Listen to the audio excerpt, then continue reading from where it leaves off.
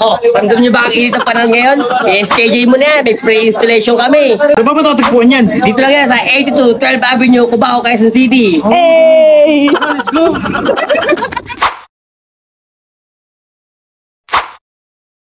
So what's up guys, for today's video, install tayo ng 5TR ng floor mounted.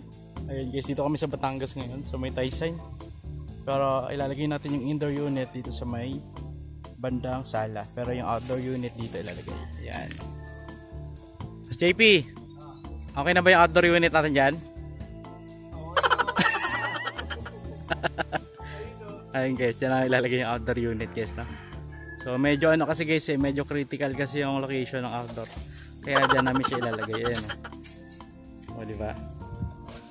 So SKJ lang sa kalam. Basic. Hey! Game! Koy! Koy! Tabay kami. Ah. Ayan o.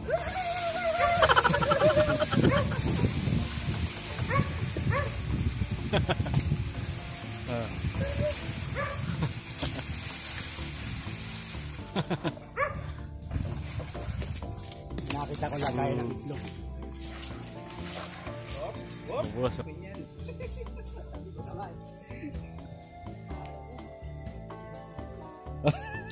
Eh, what the hell?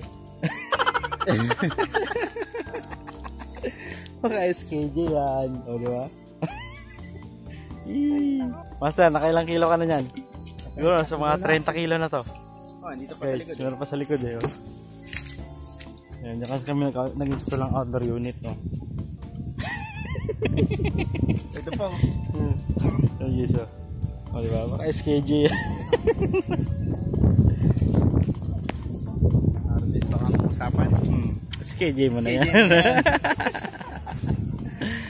Ay, yung mga unggoy na sa puno. Oh. Eh.